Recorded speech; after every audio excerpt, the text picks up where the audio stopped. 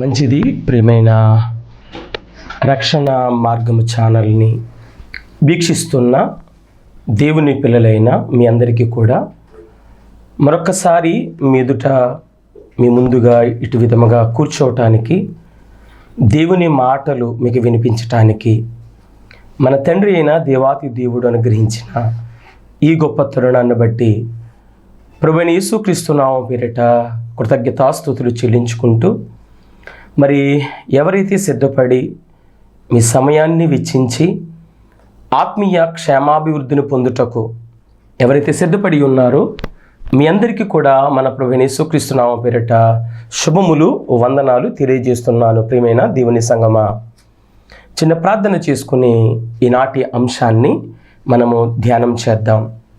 ప్రార్థన. మహాపరిశుద్ధుడైన మా తండ్రి, మీ ఉన్నతమైన బహుశ్రేష్టమైన నామమునకు స్తోత్రాలు. మా ప్రభువా, మరొక్కసారి మీ పిల్లలకు నీ మాటలు వినిపించటానికి ఆత్మీయ బలమును, శక్తిని మేము పొందుకొని ఆత్మీయ నేర్పు మాటల చేత మేము సంధింపబడి సరిచేయబడి నీ మాటల ద్వారా మమ్మల్ని మేము పురుగొల్పబడి ప్రయోజనకరమైన మార్గంలో నడిచి పరలోక రాజ్యం వైపు పయనించుటకు సహాయం చేయమని యేసుక్రీస్తు వారి యొక్క పుణ్యనామమున అతి వినయంగా అడిగి బ్రతిమలాడి వింటున్న ప్రతి బిడ్డను కూడా దీవించమని, వినగలిగిన మనస్సును అనుగ్రహించమని, స్వీకరించగల హృదయాన్ని ఇమ్మని, ఆత్మీయ బలమును అనుగ్రహించమని క్రీస్తునామమున అడుగుచున్నాను కన్న తండ్రి, ఆమేన్. మంచిది. ప్రియమైన దేవుని పిల్లలారా, ఈరోజు మనము ధ్యానం చేయబోతున్న అంశం, గడిచిన వారాలలో మనము విన్నాం పాపం అనగా నేమి అని. ఒక పాపం అంటే ఏంటో అంటే, ఒకటి యేసుక్రీస్తు ప్రభువుని నమ్మకపోవడం, యేసుని క్రీస్తుగా నమ్మకపోవడం, అది మనం చూసాం. అలాగే దానికి ముందుగా మనం ఆలోచన చేసింది, న్యాయము కావాలి. దేవుడు ఎవరో అని ఎరిగితే దాన్ని బట్టి అన్యాయం అయిపోతున్న మన జీవితంలో న్యాయం జరిగిస్తాడు. దానికి మనం ఏర్పాట్లు ఉండాలి అని, యథార్థంగా ఉండాలని, నీతిగా ఉండాలని మనం ఎరిగి ఉన్నాం. ఈరోజు మరొక అంశం ఏంటంటే, వాటిని క్యారీ చేసుకుంటూ మనం పయనిస్తున్న ఈ ప్రయాణంలో ఐక్యత ఎందుకు ఉండాలి? ఐక్యత. చాలామంది సేవకులు, చాలామంది విశ్వాసులు, అనేకులు మాట్లాడుతూ ఉన్న మాట ఐక్యత, ఐక్యత, ఐక్యత.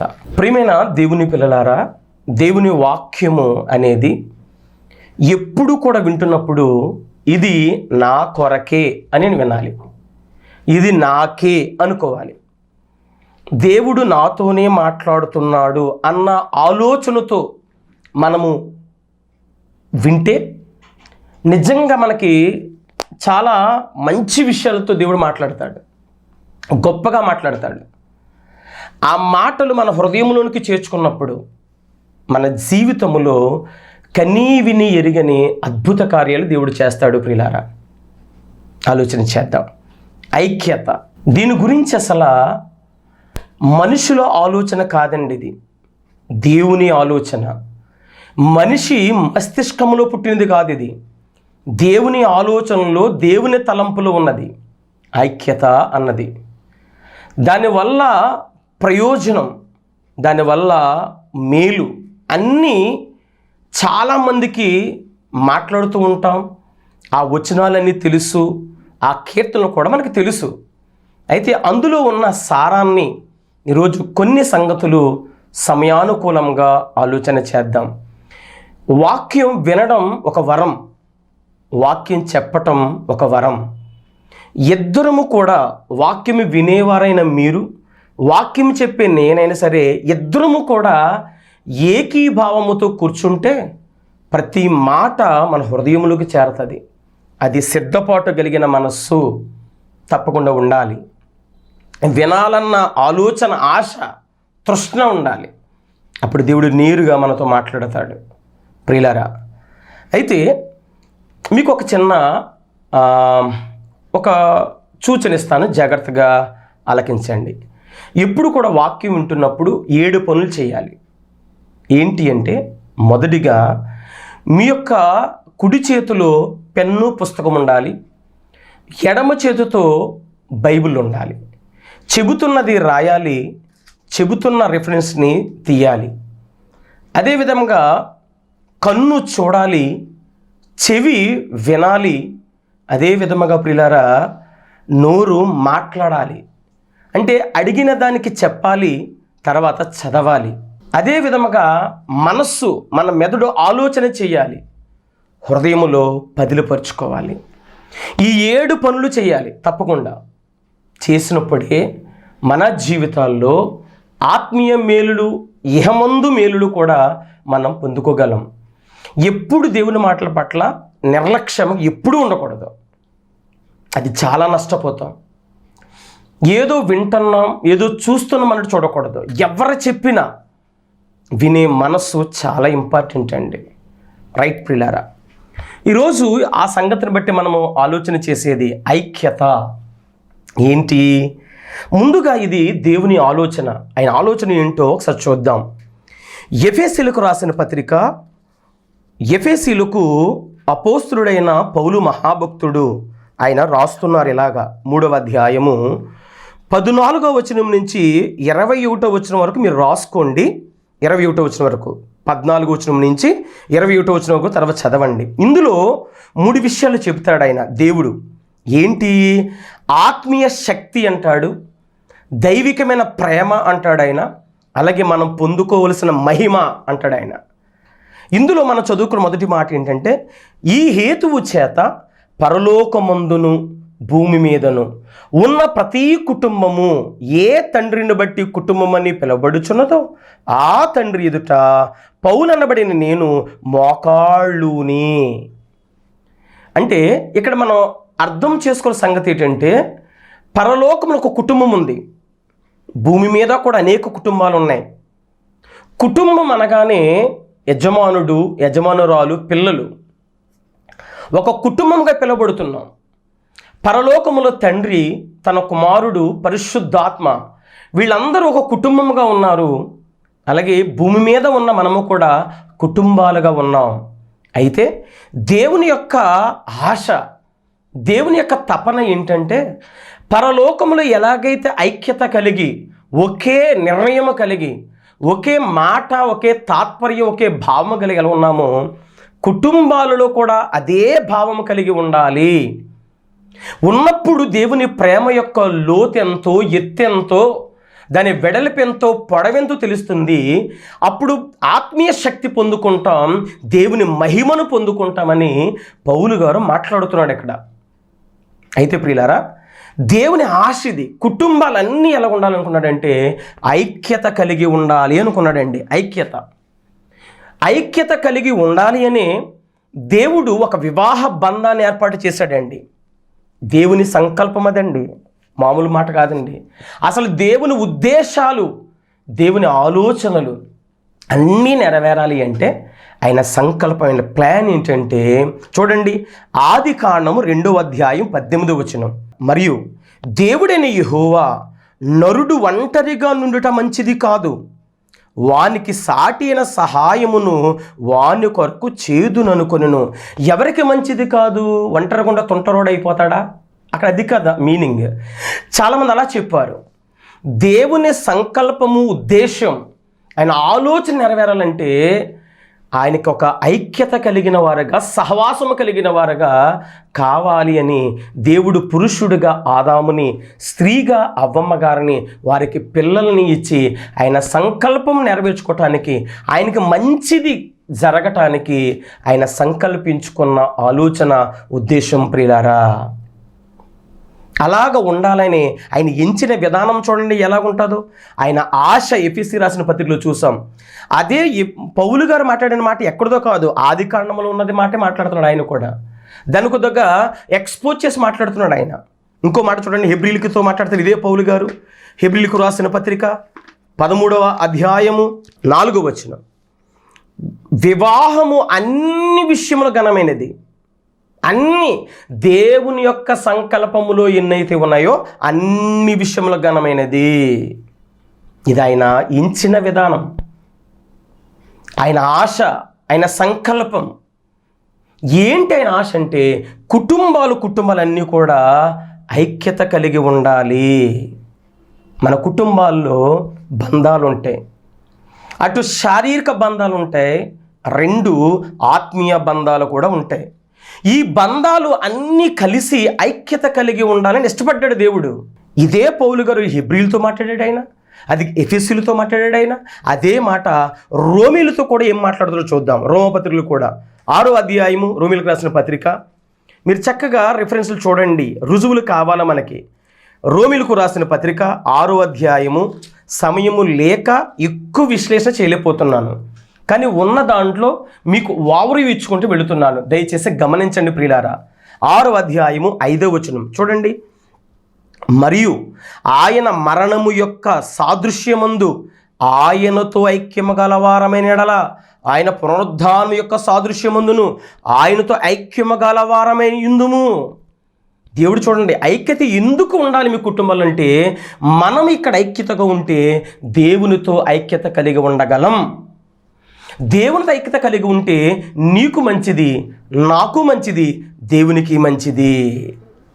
ఇలా ఉండాలి అని ఆయన ఆశపడుతున్నాడు, ఇలా ఉండాలని ఆయన సంకల్పించుకున్నాడు, ఇలా ఉండాలని ఒక విధానాన్ని ఎంచుకున్నాడు ఆయన.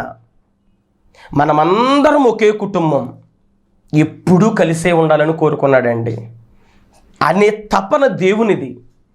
కానీ ఆది సర్పం, మన శత్రువు, ఎవరు ఎప్పుడు దొరుకుతారా మింగేద్దామా గర్జించు సింహం వల్ల తిరుగుతున్న అపవాది, దేవుడు అనుకున్న ఆలోచన మనుషుల కుటుంబాల్లో ఉండనివ్వలేదు ప్రియులారా.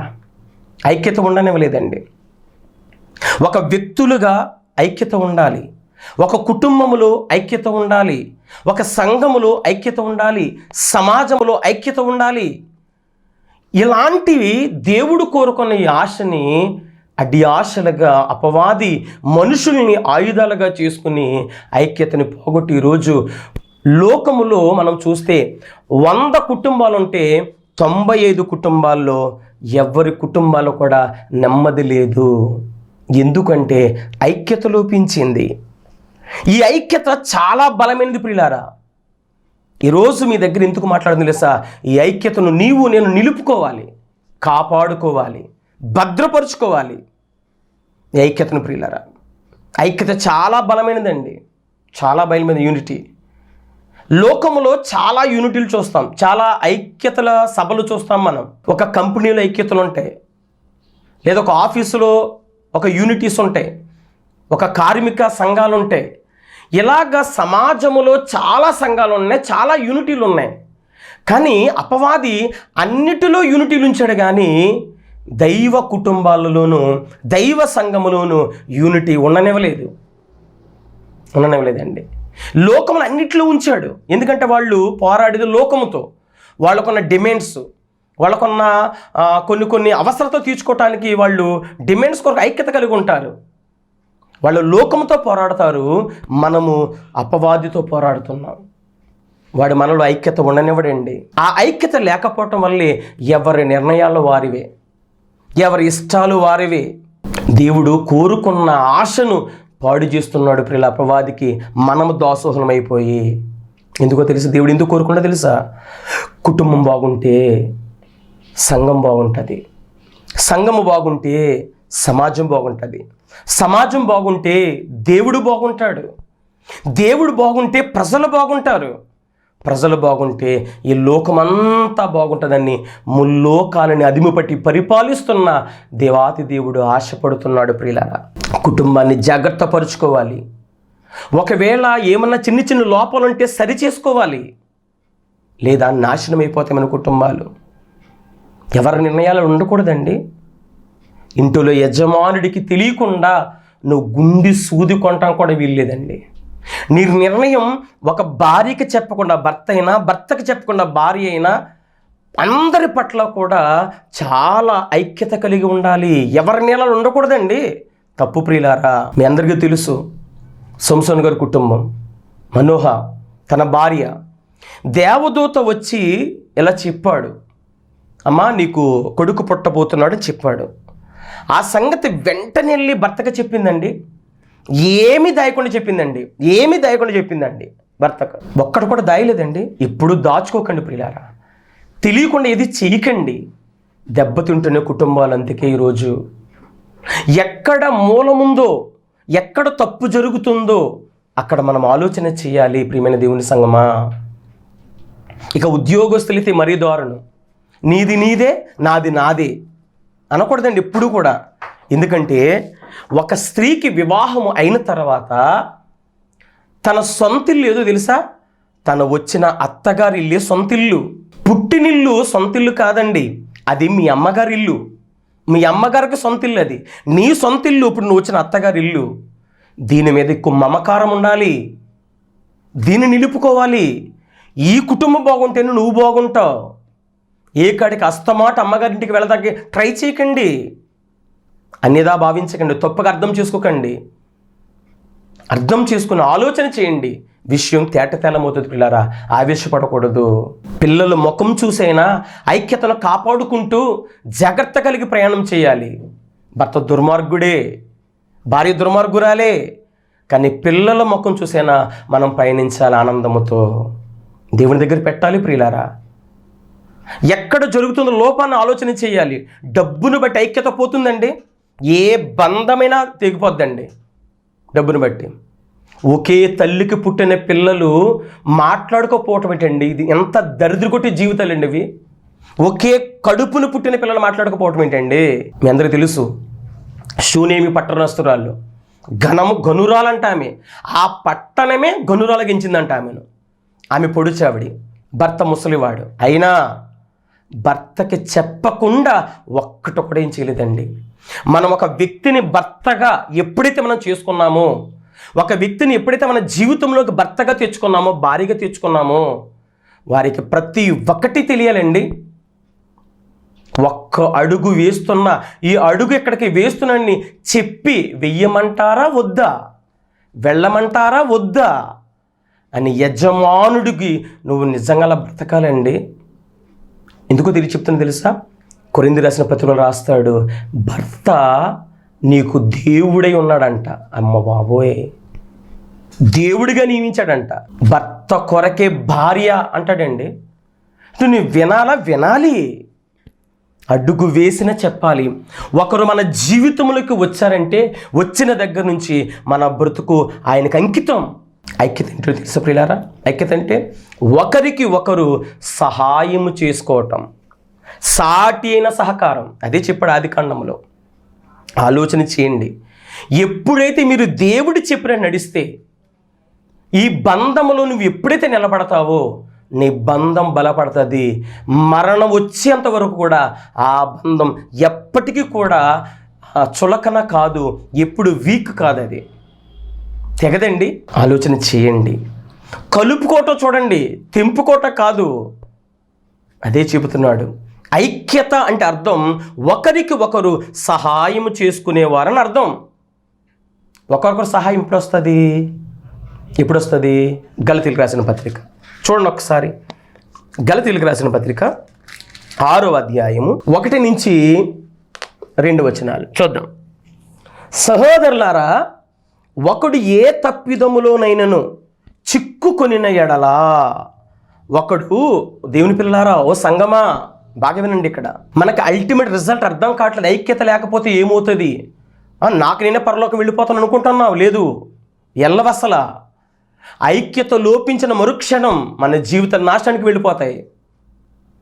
పాపంలోకి జారిపోతాం, పతనమైపోతాం ప్రియులారా. ఏదనుకుంటున్నాం, నా ఒక్కడికి నేను సేవ చేసుకుంటున్నాను, నా ఒక్కడి నేను ప్రార్థనకి వెళ్ళిపోతున్నాను, నా భర్త, నా భార్య, నా పిల్ల నాకు అనవసరం. ఎప్పుడూ కుదరదు ప్రియులారా. అలాగా దేవుడు వేసిన బంధముతో, నువ్వు తీసుకున్న నిర్ణయంతోనైనా దేవుడు కలపలేదు. ఒకవేళ నువ్వు కలిసావు, నువ్వు ఇష్టపడి పెళ్లి చేసుకున్నావు, ఏ బంధానైనా, అది దేవుడు కలిపిన బంధమైనా, నువ్వు కలుపుకున్న బంధమైనా, అది చిట్ట చివరకు నిలుపుకోవాలి. ఏదో రకం చేసావు, కలుపుకున్నావు, వివాహమైంది, అయితే నిలుపుకోవటానికి నువ్వు విధాల ప్రయత్నం చేస్తూనే ఉండాలి. అదే చెబుతున్నాడండి దేవుడు. నిజంగా చూడండి, ఇక్కడ సంఘంతో మాట్లాడుతున్నాడు. సహోదరులారా, ఒకడు ఏ తప్పిదోములను చిక్కుకునేనడలా, ఏ తప్పిదమైనా సరే, అది ఎనీవన్, ఎవరైనా ఏ ఒక్క విషయమైనా సరే, తప్పిదములు చిక్కుకునే నడల ఆత్మ సంబంధులైన మీలో ప్రతి వాడు తానును శోధింపబడుదునేమో అని తన విషయమే చూచుకొనుచు సాత్వికమైన మనసుతో అట్టి వానిని మంచి దారికి తీసుకుని రావలెను. ఇక్కడ మాట అర్థం ఏంటి? ఎవరో మనకు తెలిసిన సహోదరుడు, లేదు దేవుని పిల్లలే, మనకు తెలియదు.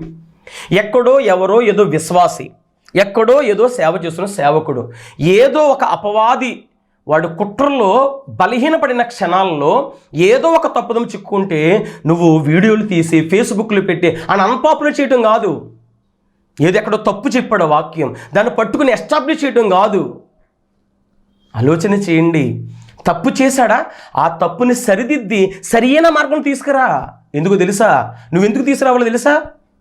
అతను తప్పు చేశాడు, అతను తప్పులో పడిపోయాడు, నేను అతను తప్పుని ఇంచు చూపించేశాను, అందరికీ పబ్లిసిటీ చేశాను అని అనుకుంటున్నావు. సాతాను అతను పడగొట్టింది. నెక్స్ట్ పడగొట్టేది ఎవరంటే నిన్నే. 5 వేళ్ళు ఒక వేలు ఇరిచేశాడంటే మిగతా వేళ్ళెన్నో కూడా ఇరిచేస్తాడు వాడు. ఈ వేలు ఇరక్కుండానే ఇది ఎప్పుడైతే బలహీనపడిందో బలపరచడానికి మిగతా 4 వేలు ట్రై చేయాలి, అప్పుడే బలం. అదే యూనిటీ అంటే. ఐక్యమత్యమే మహాబలం అంటాం మనం. అంటామా? ఐక్యమత్యమే మహాబలం. నిజమే. ఎవరైనా చిక్కుకుంటే దారికి తీసుకురావాలంట, తోసేయకూడదంట. నేర్చుకోవాలి మనం. ఎంతకాలం భక్తి చేస్తున్నాము, అర్థం కాకపోతే ఎలా? ఆలోచన చేయాలి కదా, అర్థం చేసుకోవాలి కదా, వినాలి కదా. పోనీ చెప్పినా సరే తెలియకపోతే, నాకంతా తెలుసు, నాకు అన్నీ తెలుసు. ఏం తెలుసు? సరిగ్గా సబ్జెక్ట్ తెలిసిన వాడు ఎదురుగా కూర్చుంటే గొంతు నుంచి మాట రాదు ఎవరికి కూడా. నాకు అన్నీ ఎప్పుడు అలా విర్రవేక్కండి, మనకి ఏమీ తెలీదు. మరలా చెబుతున్నా ప్రతి వర్తమానంలో కూడా. నేర్చుకుందాం ప్రియులారా, తెలుసుకుందాం, ఐక్యత కలిగి. ఎవరైనా ఒక తప్పిదములో పడిపోయారా నీ సంఘములో, లేదా నీకు తెలిసిన సేవకుల్లో, వాళ్ళకి జాగ్రత్తగా చెప్పు. పబ్లిసిటీ చేయడం నీకేమొస్తుంది? ఆలోచన చేయండి. ఐక్యత అంటే ఎలాగే ప్రారంభమవుతుంది. కింద ఏం రాశాడు? ఒకని భారములు ఒకడు భరించి ఈలాగు క్రీస్తు నియమమును పూర్తిగా నెరవేర్చండి. కంప్లీట్గా ఎప్పుడు నెరవేరుస్తామంటే దేవుని నియమమును, క్రీస్తు నియమమును, దేవుని ఆలోచన ఎప్పుడు నెరవేరుస్తామంటే ఒకని భారములు ఒకరు మోయాలి. అది కుటుంబంలో అయినా, సంఘములో అయినా, సమాజంలో అయినా. భారం అంటే బాధ్యత, రెస్పాన్సిబిలిటీ.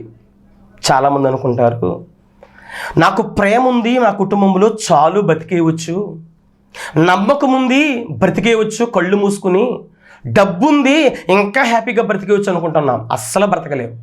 ప్రేమ, నమ్మకం, ధనం ఉంటే సరిపోదు, బాధ్యత ఉండాలి.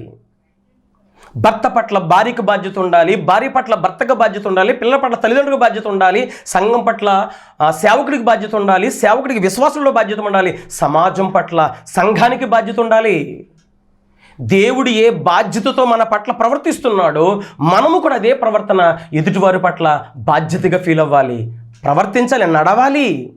మాటలు వల్లించడం కాదు, బాధ్యత. చాలా రెస్పాన్సిబిలిటీ అండి. వారు తిన్నారా, ఉన్నారా, ఏం చేస్తున్నారా, ఏంటి అని ప్రతి క్షణం మానిటర్ చేయాలండి.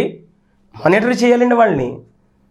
రెస్పాన్సిబిలిటీ ఉండాలి కుటుంబంలో. పట్టించుకోకుండా ఉండకుండా ఎప్పుడు కూడా మీ కుటుంబాలు పతనం అయిపోవడానికి ఫస్ట్ రీజన్ అదేనండి. బాధ్యత ఉంటేనే ప్రేమ ఉంటుంది, బాధ్యత ఉంటేనే నీకు సిరి సంపదలు వస్తాయి, బాధ్యత ఉంటేనే నమ్మకం ఏర్పడుతుంది. నమ్మకంగా ఉంటుంది నీ భార్య, నీ భర్త నీ పట్ల. అందుకే మనలో ఈ మాటలు రాయించాడు మనకు అర్థమవటానికి, మన జీవితాలకు పౌలు భక్తుని ద్వారా పరిశుద్ధాత్మ శక్తి చేత. ఐక్యత కలిగి ఉన్నాం ప్రియులారా, ఆలోచన చేయాలండి. ఐక్యత ఎప్పుడైతే లోపిస్తుందో జీవితాలు అగమ్య గోచరానికి వెళ్ళిపోతాయి. అగమ్య గోచరమే. ఎప్పుడు కూడా ఒకరికి తెలియకుండా ప్రవర్తించకండి, పాడైపోతుంది కుటుంబాలు. అందుకే ఈరోజు ఈ ఐక్యత గురించి, ఐక్యత లోపిస్తే ఎటువంటి ప్రమాదాలకి మన జీవితాలు వెళ్ళిపోతాయో, ఎటువంటి పరిస్థితులకి మన జీవితాలు జారిపోతాయో ఒక్కసారి మనము ఆలోచన చేద్దాం. దేవుడి ఇచ్చిన విధానం చూసాం, దేవుని ఆలోచన ఏంటో చూసాం, దేవుని సంకల్పం ఏంటో చూసాం, దేవుని ఆశ ఏంటో చూసాం. మనమందరం ఐక్యతకుండి పరలోక రాజ్యం వైపు వెళ్ళిపోవాలని, ఈ లోకంలో పాపంలో చనిపోయి యేసుక్రీస్తుల పునరుద్ధానుడిగా లేచి తిరిగి పరలోక రాజ్యం చేరాలని దేవుని ఆశ. ఎలాగైతే పంపించాడో అలా తీసుకోవాలని ఆశ. అలా మనం ప్రయాణం చేయాలి ప్రియులారా. అందుకే ఈరోజు మీతో ఒక కీర్తనను చూపించాలని ఆశపడుతున్నాను. మనందరికీ తెలుసు ఆ కీర్తన. అది 133వ కీర్తన. ఈరోజు ఆ కీర్తన ధ్యానించబోతున్నా. రీడింగ్ వేరు, స్టడీ వేరండి. రీడింగ్ అంటే చదవటం, స్టడీ అంటే అధ్యయనం, ధ్యానం. ధ్యానించటం అంటే ఎన్ని రోజులు పడుతుందో కూడా తెలియదండి. చిన్న మాటే. దావీదు గారు ఏం చేశారంట? దీవారాత్రులు ధ్యానించాడంట. అట్టి మనసు ఉండాలి మనకి. ఈరోజు నేను వావరు కొన్ని విషయాలు మాత్రమే మీతో నేను చెప్పగలను ప్రియులారా. ఆలోచన చేద్దాం. 133వ కీర్తన ఒకసారి చదువుకుని మనం ప్రయాణం చేద్దాం. రండి. 133వ కీర్తన, 133వ కీర్తన. రైట్. ఇందులో 3 వచనాలు ఉన్నాయి. 3 వచనాలు ఉన్నాయి.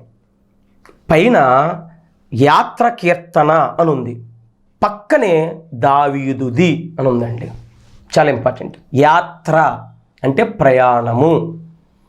ఎవరు ఇది రాసుకున్నది? ఎవరంటే దావీదు గారండి. బాగా వినాలి. రాసినది దావీదు గారు. రమారమి 15 కీర్తనలోని యాత్ర కీర్తనలు. 120వ కీర్తన దగ్గర నుంచి 134వ కీర్తన వరకు ఎన్ని యాత్ర కీర్తనలు. ఇందులో దావీదు గారిది ఉన్నాయి, సొలొమోనుది కూడా ఉంది. 120, 128 కీర్తనలు ఆయనయే. అయితే ఈ యాత్ర కీర్తనలు దావీదు గారిది అయితే, ఆయన రాసుకున్నదైతే, పాడుకున్నది మాత్రం యూదులు పాడుకున్నారండి. పాట. కీర్తన అనగానే పాట, కీర్తన అనగానే ఏంటండి? పాట. ఎందుకు ఇలా పాడుకోవాల్సి వచ్చింది విందాం జాగ్రత్తగా కొన్ని నిమిషాలు. యూదులకి 3 పండగలు చాలా ఇంపార్టెంట్ అండి. ఆరిన నేల మీద, ఆకాశం క్రింద వారు ఎక్కడున్నా సరే ఈ 3 పండగల కాలం యెరూషలేము మందిరానికి రావాలి. సొలొమోను గారు నిర్మించిన మందిరం దగ్గరికి వచ్చి వాళ్ళు మొక్కుబడులు, వారుకున్న ప్రతి ఒక్క ఆచార సంబంధమైన ప్రతి ఒక్కటి కూడా అక్కడే చెల్లించాలి. వారు ఏది చెల్లించవలసిన అన్నీ కూడా ఈ 3 పండుగలకు తప్పకుండా రావాలి. 1 పర్ణశాలల పండుగ, 2 పులిన రొట్టెల పండుగ, 3 పెంతుకోస్తు పండుగ. ఈ 3 పండుగలకు తప్పకుండా రావాలి. ఇక్కడికి వచ్చి ఇక్కడ వాళ్ళు అర్పణలు అర్పించాలి, ఎక్కడ ఉన్నా సరే. అయితే వారు ఎక్కడెక్కడో ఉన్నవారు పయనిస్తూ వస్తున్నారు. ఆ ప్రయాణములో పాడుకున్న పాటలే ఈ యాత్ర కీర్తనలు. యాత్ర కీర్తనలు ఎవరిదని చెప్పాను? దావీదు గారిది. మిగతా విషయాలు 2వ భాగంలో విందాం. ప్రార్థన చేసుకుందాం. పరిశుద్ధుడివైన కన్న తండ్రి, మీ ఉన్నతమైన శ్రేష్టమైన నామానికి స్తోత్రాలు. మీ కృపా కనికమును బట్టి కృతజ్ఞతాస్తులు చెల్లిస్తున్నాను. ఐక్యత ఎంత గొప్పదని పిల్లలకు నేర్పారు. నేను ఎందుకు ఉండాలో వచ్చే భాగంలో నేర్పండి. వినగలిగిన కృపా భాగ్యాన్ని అనుగ్రహించండి. ఏ పిల్లలైతే విన్నారో వారి కుటుంబాలను బలపరచండి. సమృద్ధిని, సమాధానమును, క్షేమమునివ్వండి. మెండుగా నడిపించి బలపరచండి. స్థిరమైన మార్గములో ఉంచండి. బలపరచమని, స్థిరపరచమని, ఆరోగ్యమునిమ్మని, ఆనందాన్నిమ్మని, ఆత్మీయతనిమ్మని, క్రీస్తు నామములో తలలో ఉంచిన ప్రతి బిడ్డను దీవించమని, పరసమైన ఆశీర్వాదాలు కుమ్మరించమని క్రీస్తు నామములో అడుగుచున్నాను కన్న తండ్రి. ఆమేన్. మన తండ్రి అయిన దేవుని ప్రేమ, కుమారుడైన యేసుక్రీస్తు కృప, పరిశుద్ధాత్మిక అన్యోన్య సహవాస సమాధాన ఇప్పుడు ఎల్లప్పుడు సదాకాలం సకల పరిశుద్ధులకును మనకును తోడుగా ఉండును గాక. ఆమేన్. అందరికీ వందనాలు ప్రియులారా. Thank you.